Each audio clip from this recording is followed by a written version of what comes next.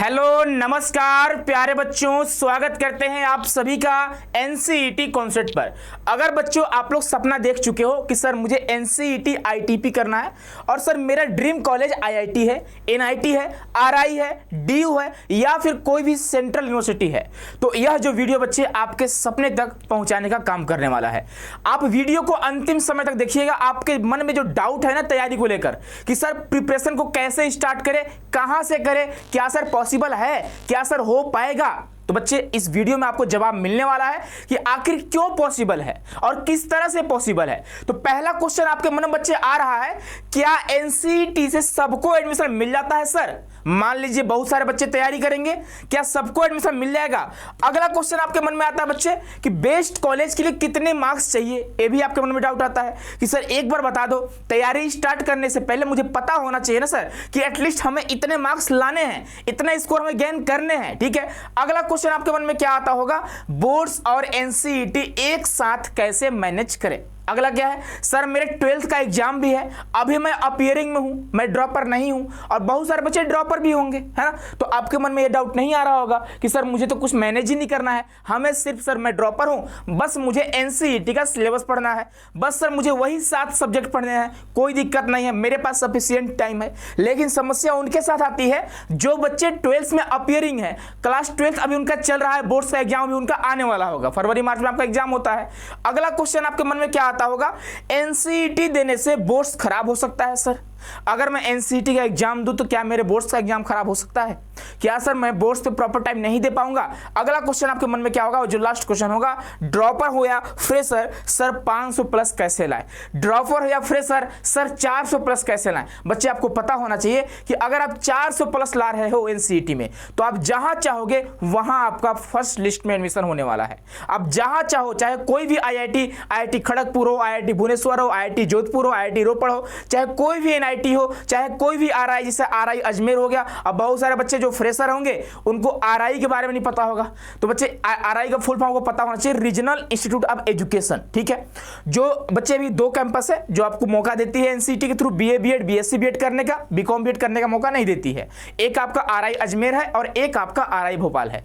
India में total 4 RI, जहां पे एक आपका आरआई मैसूर है जो कर्नाटक में है, एक बच्चा आपका आरआई भुवनेश्वर है जो उड़ीसा में है। इन दोनों आरआई के लिए आपको आरआई CEE का एग्जाम देना होता है। लेकिन बच्चे आपको आरआई आपका जो आपका राजस्थान है, ठीक है, जो अजमेर में है, और एक आपका बच्चे आरआई भोपाल है, उसके लिए आपको एनसीईटी का एग्जाम देना होता है। तो चलिए पहले क्वेश्चन के आपके डाउट को क्लियर करते हैं। उससे पहले बच्चे आप सभी को बता दें कि एनसीईटी कॉन्सेप्ट लेकर आ चुका है सबसे पहला बैच जो होता है बच्चे, जिसका नाम होता है श्योर सिलेक्शन बैच। इस बैच से सबसे ज्यादा चांसेस होती है बच्चे सिलेक्शन होने का। यहाँ पे प्रॉपर टाइम बच्चों को दिया जाता है और प्रॉपर अच्छे से बच्चों को गाइड किया जाता है। तो बच्चे अभी ऑफर चल रही है और यह जो ऑफर रहेगी वह 5 सितंबर तक रहेगी। यानी बच्चे आपको पता होगा 5 सितंबर को कौन सा दिन है बच्चे, तो वह टीचर्स डे है ना। तब तक आपको ऑफर रहेगी, आप जल्द से जल्द बैच को ज्वाइन करिए और अपनी पढ़ाई को स्टार्ट कर दीजिए। आपको बहुत कम फीस में 2499 में आप कंप्लीट तैयारी कर सकते हैं। चलिए आगे बढ़ते हैं बच्चे, और यहाँ पे पहली बात जान लो, क्या एनसीईटी से सबको एडमिशन मिलता है बच्चे? तो सबको तो नहीं मिल पाता है, सारे बच्चों को पॉसिबल ही नहीं मिल पाएगा। आपको पता होना चाहिए कि बच्चे जो एग्जाम बच्चे फॉर्म भरते हैं, ठीक है, आपको पता होना चाहिए बाबू कि जो फॉर्म भरते हैं, लगभग जो एग्जाम देते हैं, आप इस बार की बात करेंगे तो 44,000 के आसपास बच्चों ने एग्जाम दिया था। लेकिन अगर हम बात करते हैं 2026 में कितने बच्चे एग्जाम देंगे, तो अप्रोक्स मान लीजिए बच्चे 50 प्लस ही रहेंगे, है ना। 50K प्लस 60K, है ना, 50K से 60K के बीच में बच्चे रहेंगे जो बच्चे एग्जाम देने वाले हैं। सर इतने बच्चे एग्जाम देंगे, सीटें कितने रहेंगी? तो अभी जो बच्चे सीट है आपका 7000 है, लेकिन आने वाले समय बच्चे 10K प्लस सीट होने वाली है। इतना प्लस सीट रहेगा, अप्रोक्सीमेटली की बात कर रहा हूं, ठीक है, अप्रोक्स आपके 10K प्लस सीट आपके हो जाएंगे। तो क्या 60,000 बच्चों में 10,000 बच्चों का एग्जाम होता है? सॉरी, कॉलेज, अच्छा कॉलेज मिल पाता, अच्छा क्या कॉलेज ही मिल पाता है, एडमिशन ही हो पाता है ना। आप देखोगे 60,000 में सिर्फ 10,000 बच्चे एडमिशन ले पाते हैं। तो जरूरत पड़ेगा बच्चे आपको ज्यादा मेहनत करने का और बच्चों से ज्यादा मेहनत करने का, इन 10,000 में आने का। इस 10,000 रैंक में आपको आने का मेहनत करना होगा।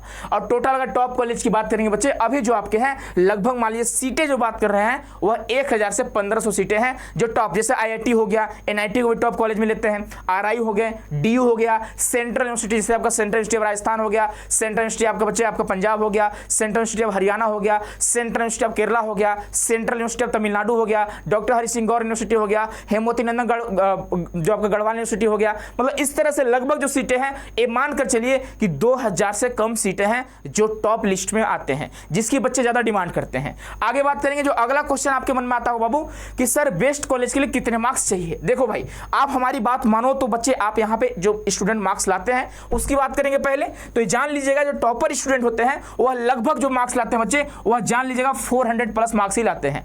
मतलब इतना मार्क्स लाते हैं और जहां चाहते हैं वो बच्चे वहां उनका एडमिशन हो जाता है। और अगर हम बात करते हैं एवरेज स्टूडेंट का, जो 2 से 3 महीने में तैयारी करते हैं और लगभग 300 से 400 स्कोर करते हैं, यानी 300 से 400 के अप्रॉक्स बच्चे स्कोर करते हैं। और अगर हम बात करते हैं कि जो बच्चे क्लास 12 के एग्जाम देने के बाद प्रिपरेशन करते हैं, यानी बच्चे आफ्टर बोर्ड्स, अगर बोर्ड्स के एग्जाम देने के बाद जो बच्चे प्रिपरेशन करते हैं वो लगभग जो स्कोर करते हैं वह 200 से 300 स्कोर करते हैं।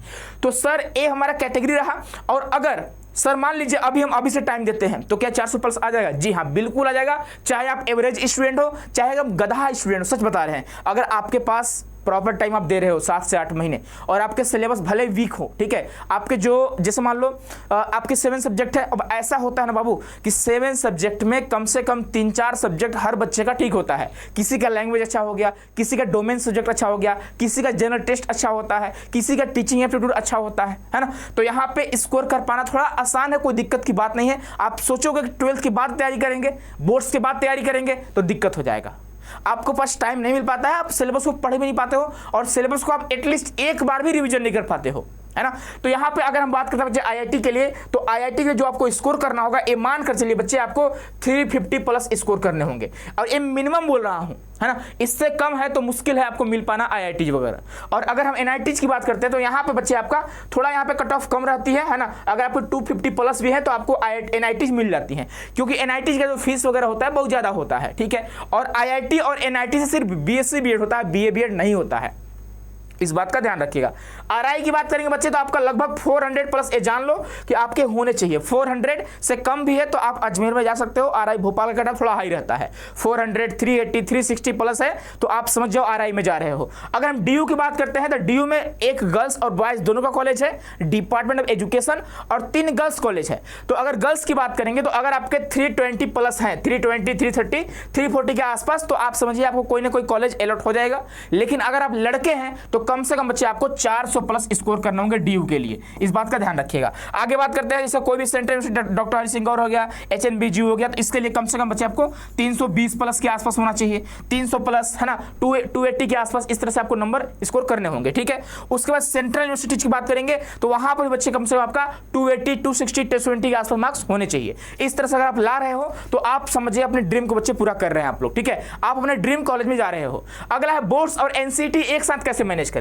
अगला क्वेश्चन बच्चे आपका जेन्युइन क्वेश्चन है भाई। देखो बच्चे बता दें आपको कि अगर हम डोमेन की बात करेंगे तो इनका जो सिलेबस है ना, सेम टू सेम जो सिलेबस है जो आप क्लास 12th का एनसीईआरटी पढ़ते हो, तो बच्चे same to syllabus same to same है, एकदम समझिए, तो डिट्टो आपको वही पढ़ना है जो आप क्लास 12th में एनसीईआरटी पढ़ रहे हो, सेम टू सेम वही आपको पढ़ना है डोमेन में।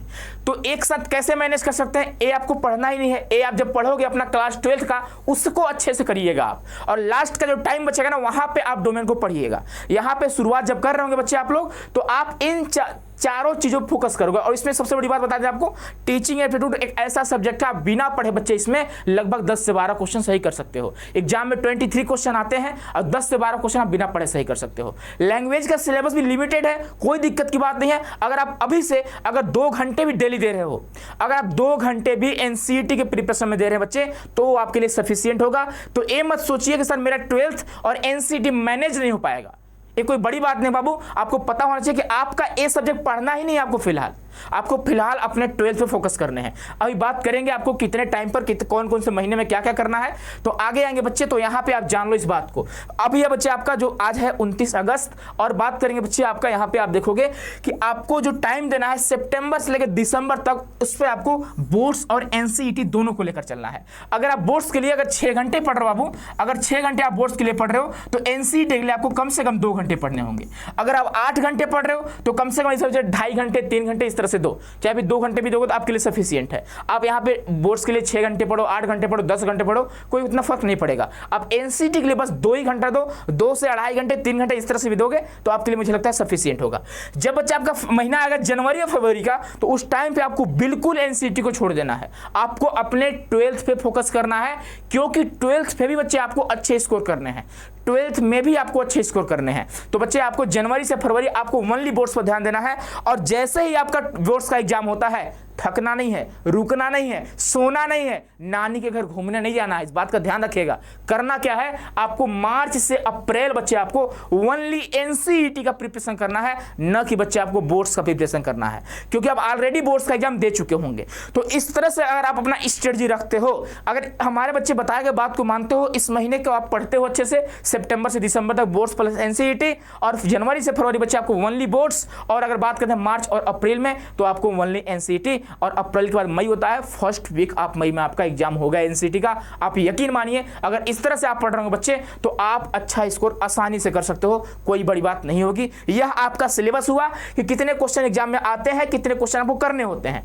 आप देखोगे 23 आते हैं, 20 करने होते हैं लैंग्वेज 1 में, लैंग्वेज 2 में 23 आते हैं, 20 करने होते हैं, टीचिंग एप्टीट्यूड में 23 क्वेश्चन आते हैं, 20 करने होते हैं, जनरल टेस्ट में 28 आते हैं, 25 करने होते हैं, और तीनों डोमेन बच्चे आपका 28 क्वेश्चन आता है, आपको 25 क्वेश्चन करने होते हैं। तो यह बच्चे आपका पैटर्न चल गया, आपको पता कि क्वेश्चन पेपर किस तरह से आपसे पूछते हैं। कुल मिलाकर आपका प्रिपरेशन अगर स्ट्रेटजी को अगर एक नजरिए में देखेंगे तो करना क्या होगा बच्चे, आपको एनसीईआरटी का क्लास 12th का टेक्स्ट बुक को अच्छे से आपको करना होगा।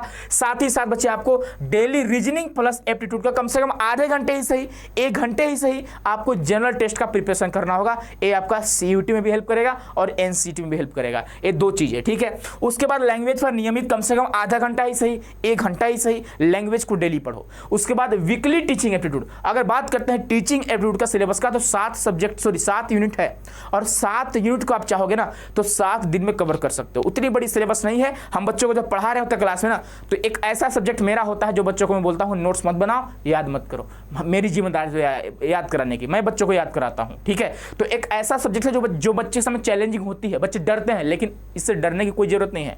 आप पहले हमारी क्लास को देखिएगा, उसके बाद आपको चीजें समझ में आएगी कि हाँ हम क्यों डर रहे थे आखिर टीचिंग एप्टीट्यूड से, क्या है भाई, कुछ नहीं है, ठीक है। उसके बाद देखो मॉक टेस्ट बच्चे अभी तो आपको देना ही नहीं है, आप दोगे कब, आप समझ जाइए कि आपको जैसे आप 12th का एग्जाम देते हो उसके बाद ही देना, कोई फर्क नहीं पड़ने वाला है, ठीक है। स्मार्ट रिवीजन प्लान बनाइए, आप अपने ड्रीम यूनिवर्सिटी में बच्चे जा सकते हो, कोई बड़ी बात नहीं है, ठीक है। यह बच्चे हमारे हेल्पलाइन नंबर वगैरह है, अगर कोई बच्चों को दिक्कत आ रही हो आप इस नंबर पर कॉल या मैसेज कर सकते हो। उसके अलावा बच्चे आप हमारे ऐप को डाउनलोड करिए। बैच को कहां से ज्वाइन करना आपको बता दें, आपको पहले डाउनलोड करना होगा, हमारे ऐप का नाम है CUET कॉन्सेप्ट, ठीक है। आपको प्ले स्टोर पे जाना है, CUET कॉन्सेप्ट ऐप को डाउनलोड करना है। ऐप को डाउनलोड करने के बाद आपको बच्चे यहाँ पे NCET BEd 2026 का ऑप्शन आएगा, आप यहाँ से बैच में इनरोल हो सकते हैं। और अगर कोई दिक्कत आ रही होगी तो इस नंबर से आप कॉन्टैक्ट कर सकते हैं। कोई भी क्वेरी होगी, कोई भी दिक्कत होगा बच्चे, आप बेझिझक हमसे संपर्क कर सकते हैं। मिलते हैं नेक्स्ट वीडियो में। अगर आप नए होंगे तो चैनल को सब्सक्राइब कर लीजिएगा, क्योंकि बच्चे NCET के लिए सबसे बड़ा डेडिकेटेड जो चैनल है वो NCET कॉन्सेप्ट है। सबसे बड़ा प्लेटफॉर्म, सबसे ज्यादा रिजल्ट देने वाला एकमात्र जो प्लेटफॉर्म है वो बच्चे NCET कॉन्सेप्ट है। तो सब्सक्राइब करना, बेल आइकन को प्रेस करना नहीं भूलिएगा। मिलते हैं नेक्स्ट वीडियो में। खुश रहिए, मस्त रहिए, स्वस्थ रहिए। बहुत बहुत धन्यवाद आप सभी का।